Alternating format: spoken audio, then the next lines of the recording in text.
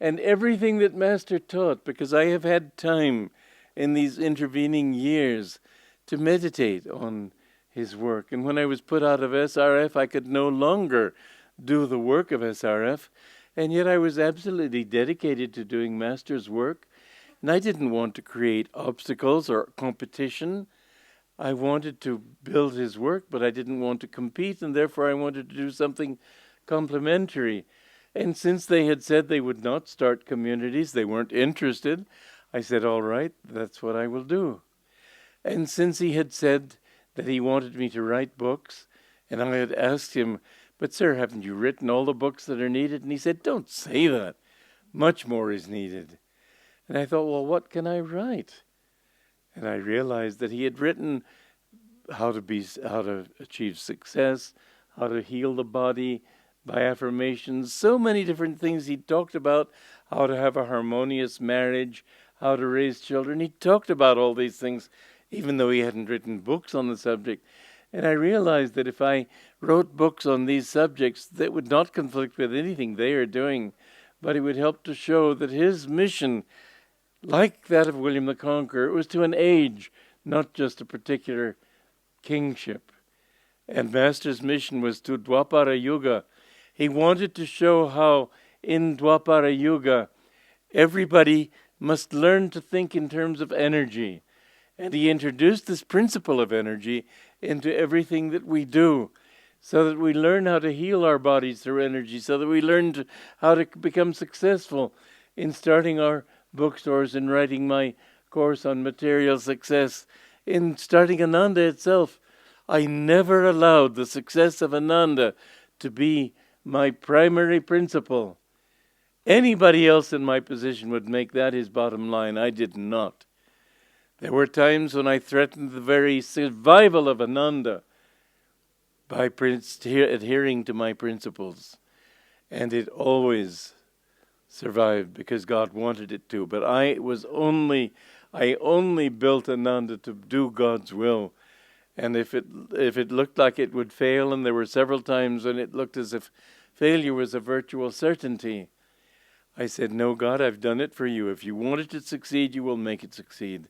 But I will not take those moral shortcuts or spiritual shortcuts that anybody normally would do to protect my interest and my effort to what I have done. I've always adhered to Dharma. And I've always remembered that Sanskrit saying, Yata Dharmas Tata Jaya, or on the wall of the palace of Kuch Behar, Jato Dharma Tato Jaya. Where there is Dharma, there is victory. We have proved that it's true. And our victory has not been over anybody, but over ourselves. And every time we've had a serious test of pass, and have passed it, we've become stronger. It isn't that we've beaten anybody, but we've become strong enough to survive.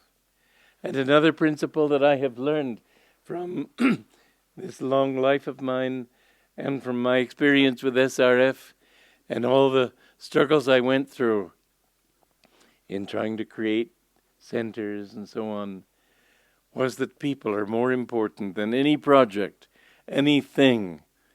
When you start a project, don't use anybody. If it is good for the people involved, it will finally be good for what you're doing. But many times I have had to let something go because the people didn't understand, because they wouldn't do what I wanted. They weren't ready for it. For one reason or another, I have compromised, never giving up my central point, but always clinging to that same central point that I'm trying to build a community for God. I had to give up on the architecture. I wanted to build a community more like the architecture of Europe, where you find that the whole towns are in the same basic style. And it's charming. And since then, people have gone to Europe and seen what I meant and agreed, yes, this would have been beautiful. But instead, people here had been used to building their own style, and I said, let it go. You do it.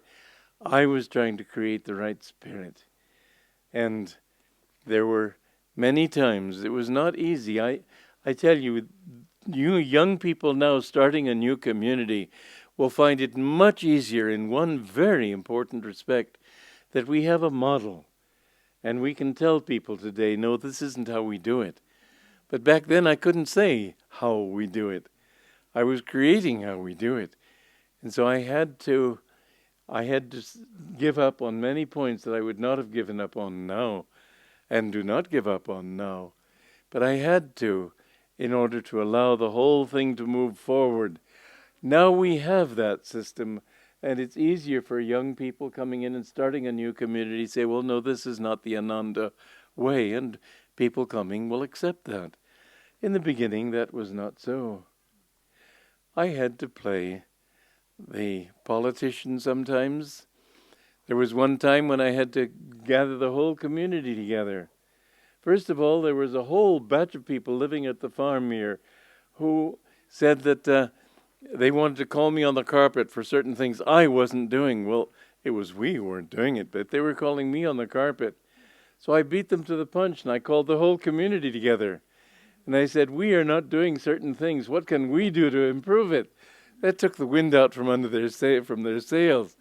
And we were able to think about it in a more progressive way. But I was so tired of this constant bickering and contrary energy. And I went to India for a rest and to get away from this fighting for a while. And when I came back, I found that Jim Barnhart and a few others had created a whole board of directors and bylaws to separate the farm from the meditation retreat. And one of their bylaws was that Swami Kriyananda will have no say in anything that we decide. I said, and Shivani, who was a student of law, had helped them to set up their bylaws of all things. Anyway, I had to say, I haven't started this place so you can take it over. I had to be very frank and very strong. I had to say that if you were to take this farm, it would fail within 6 months. 3 months for the foreclosure notice to be given to you, 3 more months for it to be foreclosed, and you'd be out on the street, because the money paying for this farm is coming from the meditation retreat. It's not coming from here. And you've read in my book, letters, in Divine Friendship, the letters I've written about this one person who wrote about all these wonderful, upstanding, creative, new thought people. I said, I have my own take on those new thought people. They're ready to jump down my neck every time I open my mouth to make a suggestion, and they're not willing to make a single suggestion of their own. All they've suggested is what we should not do.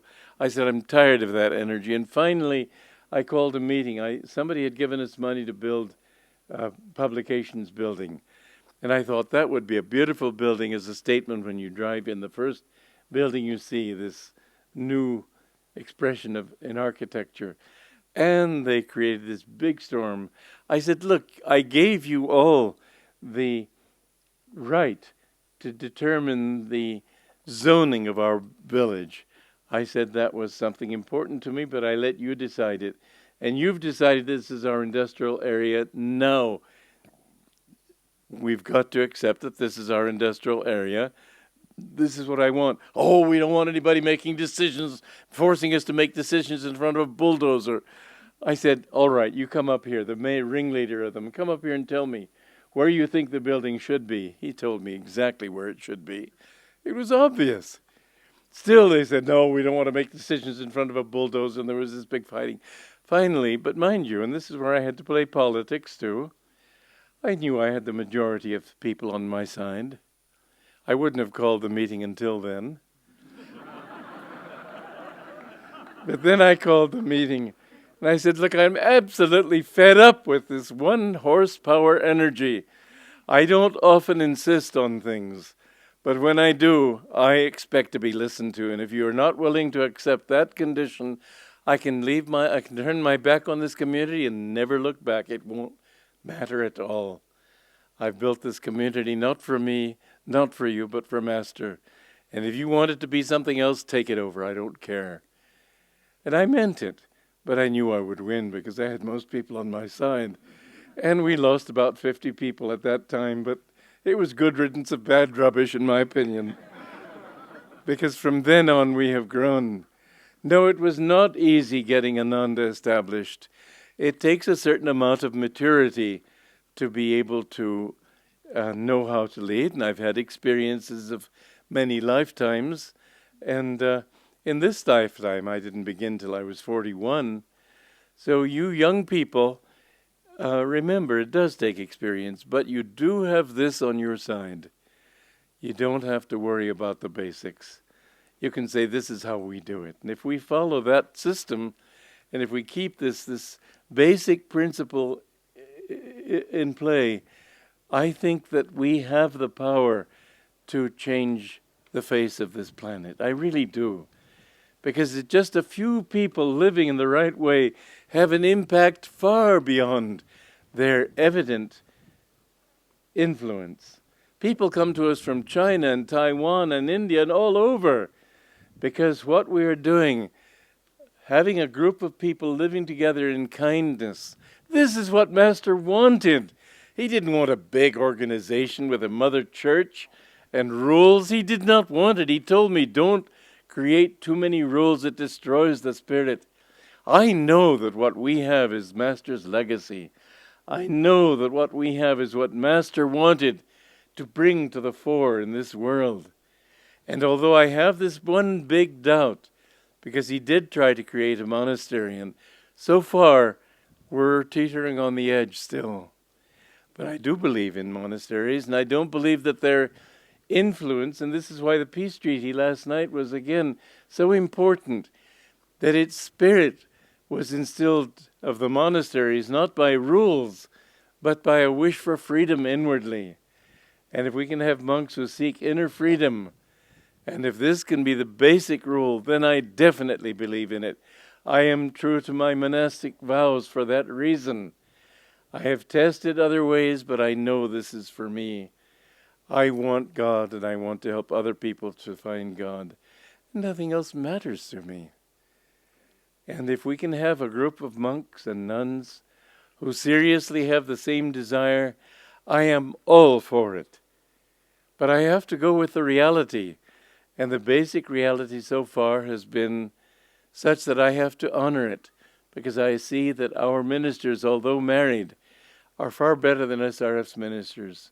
They have spirit, they have understanding, they have renunciation, and they are true renunciates at heart, because they're first. This is the problem Master encountered when he had these when he tried to start a community in Encinitas, that the married couples would unite with each other in the wrong. If he scolded one of them, the other would defend the spouse. Now I don't see that. Now I find that they are yata dharma tata jaya. Dharma is the more important thing. And even if they're married, they stick to that truth. This I believe is the pattern for the New Age. But I do want, and I do plead with you young people, if you feel that living for God only is your thing, I say it's a definitely good thing to do. Because in marriage you do have to take your partner into account. You do have to make compromises. You do have to say, well, okay, we won't do that because of this. If you're living only for God, you can think only He.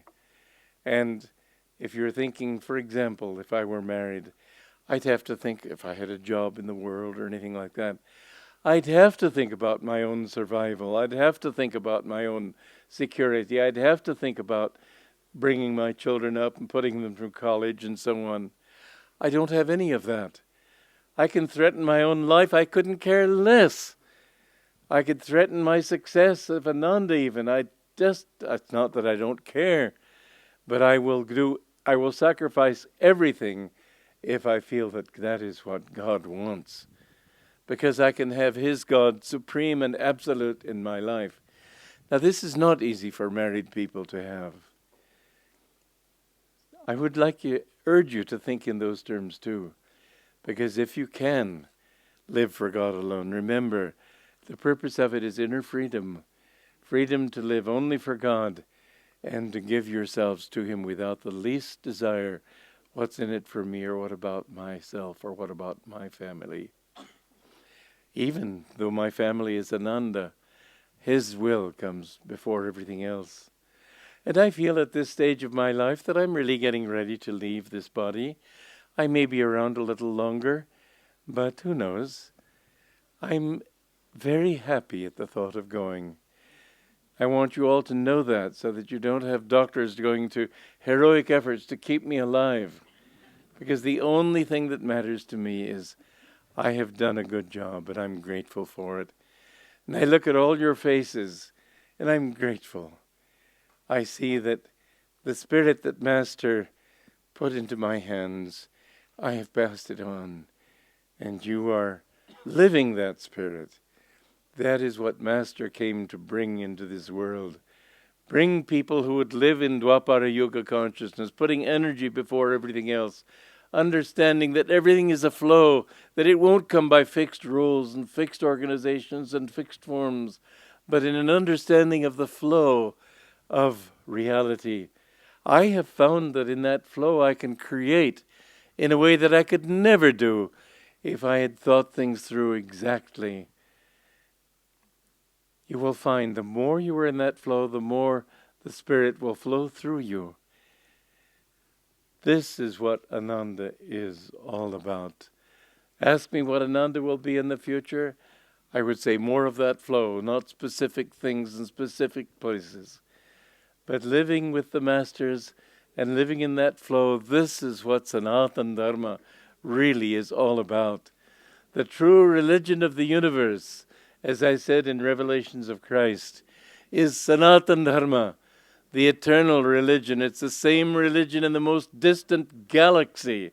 It cannot be different, because it all depends on everything having evolved out of the consciousness of spirit, and everything needing to be withdrawn back into oneness with that spirit. Joy to all of you.